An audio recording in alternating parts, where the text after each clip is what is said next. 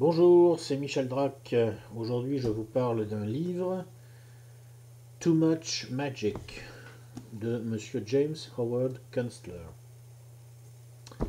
Sous-titre L'Amérique désenchantée. La traduction française a été publiée aux éditions du Retour aux sources.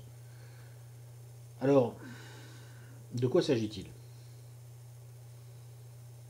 Je dirais que c'est un livre sur l'état réel de l'Amérique, écrit par Kunstler en 2011,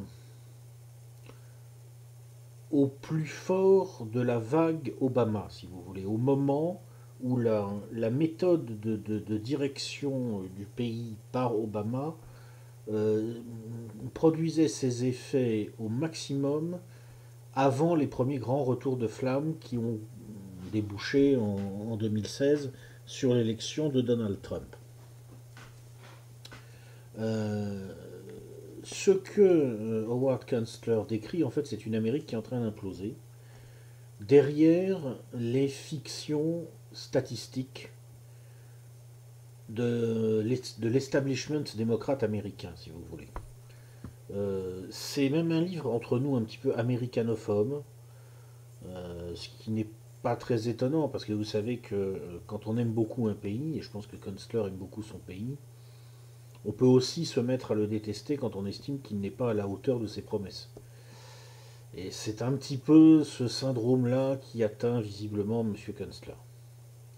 Cela dit, le livre est intéressant au-delà de sa subjectivité, parce que Kunstler embraye, depuis cette critique de l'Amérique réelle, vers une réflexion sur la dislocation du modèle américain. Il décrit un melting pot qui ne mêle plus grand-chose. Il décrit le parti républicain comme le parti officiel de la connerie. Alors, il ne parle pas du parti républicain de Donald Trump, c'est à noter car à l'époque Trump n'existait pas politiquement. Il parle plutôt du parti républicain des évangélistes. Enfin, des évangélistes entre guillemets. En fait, ce sont les évangéliques, mais en France, on dit les évangélistes. Bon. Il parle d'une certaine forme d'Amérique Red State qui, il faut bien le dire, semble occuper constamment à s'auto-caricaturer. Euh, et puis ensuite, il s'en prend à l'Amérique Blue State, à qui il fait subir exactement le même sort. Vous savez, l'Amérique Red State, c'est l'Amérique des républicains. L'Amérique Blue State, c'est l'Amérique des démocrates. Et en gros, il explique que l'Amérique des démocrates, alors c'est pas le parti officiel de la connerie, c'est le parti de rien. Il n'y avait pas de projet en réalité dedans, avec les minorités pour remplir. Voilà. C'est-à-dire c'est le parti financé par Wall Street, avec pas de contenu politique réel, et on essaye de mettre les minorités dedans pour lui donner un substrat électoral. Et il oppose ça au parti républicain, qui est le parti officiel de la connerie. Bon, voilà. Et la société à qui on propose cette offre politique catastrophique, ben, il la décrit comme une société en train d'imploser. Euh, Déstructuration des relations familiales, disparition du sentiment civique. Et surtout, il insiste beaucoup sur le fait suivant, il y a une disparition de toute esthétique. C'est le pays de la laideur standardisée pour une masse abrutie, dirigée donc par une classe politique démagogue au service de Wall Street et des très grandes entreprises d'une façon générale. Bon, c'est fait, c'est dit, voilà, c'est comme ça. Euh, Cela dit, ensuite, il opère une critique plus profonde.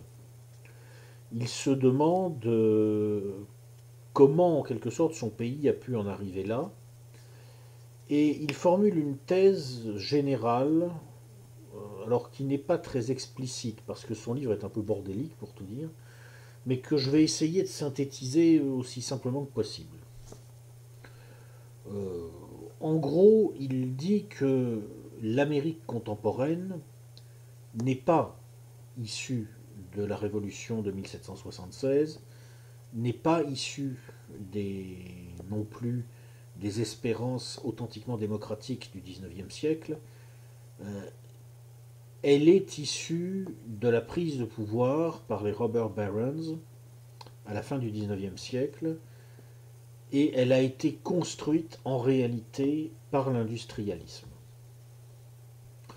Et ce qu'il dit, c'est que dès le départ, en fait, même à l'époque où elle semblait triomphante, cette Amérique construite sur l'industrialisme était quand même largement un trompe-l'œil.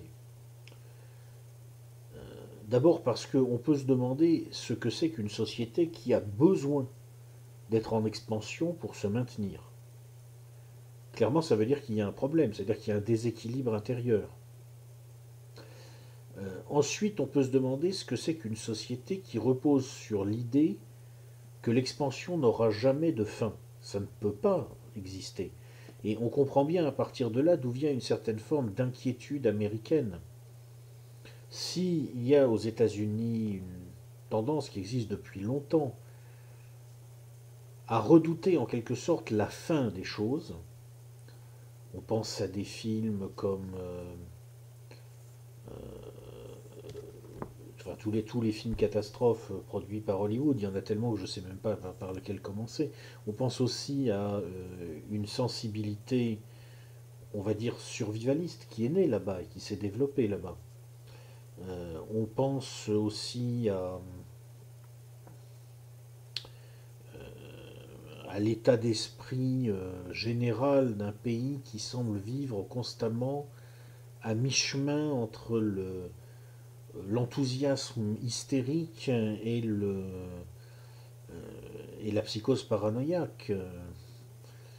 Et lui fait remonter tout ça au fait que c'est un pays construit sur un prédicat que, au fond, tout le monde sait fallacieux, la croyance dans la poursuite indéfinie du développement industriel. Alors il cite les pathologies contemporaines qui résultent de cette croyance, de cette fuite en avant. Il parle des thèses d'un auteur comme Ray Kurzweil. Je pense que je ferai une note de lecture bientôt sur Ray Kurzweil.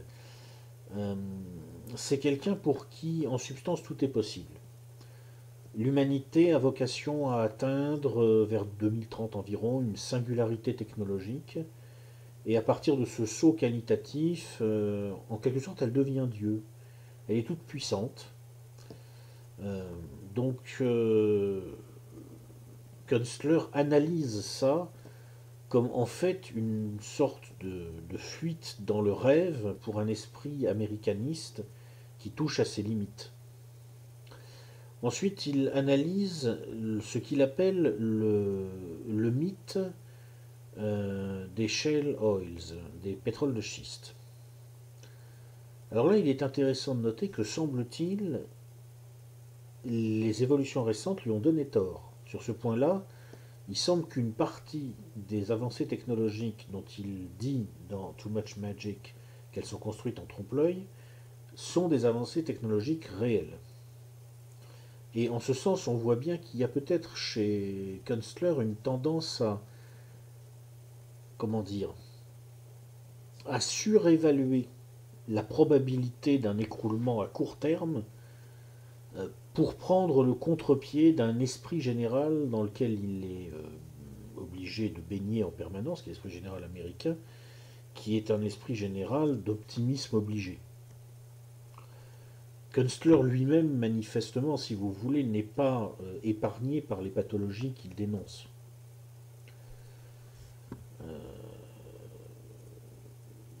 Il parle aussi longuement de, comment dire, des perspectives qui s'ouvriraient ou qui ne s'ouvriraient pas en fonction de la crise énergétique dans les années qui viennent. Alors là, il s'éloigne de son propos de base. C'est ce qui rend son livre un peu bordélique, c'est-à-dire que le livre s'appelle Too Much Magic parce qu'au départ, il explique en gros cet esprit américain qui a besoin de croire à la, croyant, à la poursuite indéfinie de la croissance,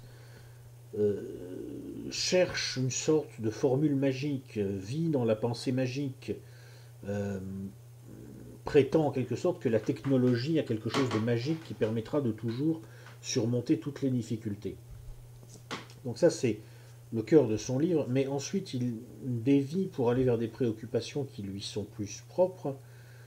Il part du principe que la crise énergétique va se produire, qu'elle va se produire à relativement court terme. Alors là-dessus, moi, mon opinion, c'est qu'on ne peut pas savoir. Je suis assez sceptique sur les échéances avancées par quelqu'un comme Kunstler ou des gens comme ça qui parlent de 2020. Pour moi, c'est trop tôt. Je pense que nous allons vers de gros problèmes, effectivement, énergétiques, mais je ne sais pas si c'est en 2020, je pense que c'est plus tard. Moi, je situe les problèmes quelque part entre 2030 et 2050. Quoi qu'il en soit, il se livre, donc, Kunstler, à une évocation de ce que pourrait être le monde d'après la fin de cette époque un peu folle où on a voulu aux États-Unis donner à la technologie le rôle en quelque sorte de conférer dans les sociétés médiévales au pouvoir divin et dans les sociétés antiques à la magie d'une caste de prêtres. Bon, et c'est intéressant de voir qu'il évoque un monde finalement qui évidemment émergera d'après lui après une crise très violente, mais qui finalement est un monde très sympa. C'est-à-dire que là où Kunstler lui-même au fond reste américain, c'est qu'il y a quand même un happy end dans son truc. Euh, le, le monde qu'il imagine finalement, c'est un retour à l'Amérique rêvée du 19e siècle.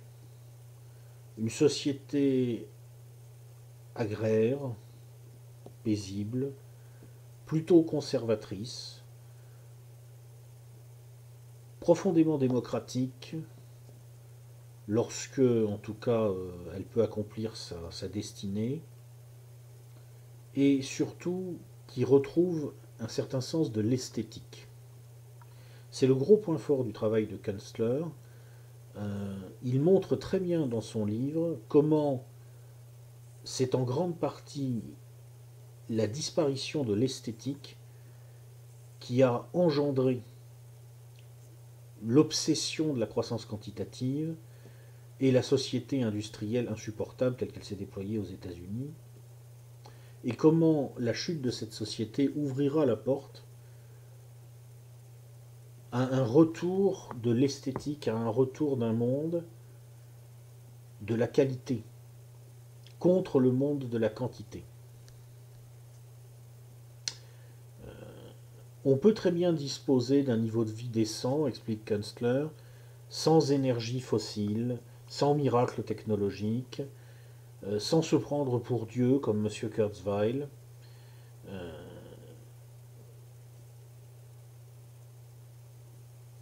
On peut imaginer un monde où les villes sont en partie autosuffisantes grâce à des systèmes de jardins maraîchers urbains. Il cite d'ailleurs le Paris du 19e siècle comme un exemple de ce qui pourrait se refaire. Euh, un monde qui combinerait en gros le niveau technologique de l'époque Ming en Chine dans de nombreux domaines avec une esthétique de la sobriété à la japonaise. Mais un monde aussi qui pourrait préserver d'excellentes connaissances en médecine, par exemple. Préserver cette partie du progrès technologique qui a été un vrai progrès pour l'humanité. Et finalement, un retour à un mode de vie naturel qui pourrait aussi être un retour à certains équilibres spontanés, en particulier dans les relations entre les sexes et les générations. Donc, au final, et c'est, je trouve, ce qui rend ce bouquin très intéressant, Too Much Magic, qui a des défauts, qui est un peu bordélique, qui relève de cette catégorie étonnante des livres dont l'auteur semble savoir s'il y a ou pas du pétrole abiotique, si on va ou pas faire une percée technologique. Moi, je suis toujours étonné de voir des gens qui savent ça, comment ils peuvent le savoir. Bref, un livre qui n'est pas exempt de défauts, mais c'est vraiment un livre sympa, parce qu'il dit quelque chose de très important et dont qu'on a tous besoin d'entendre. Ouais, c'est vrai, ce système va s'écrouler et ça va être dur. Mais le monde qui viendra après, il sera probablement meilleur.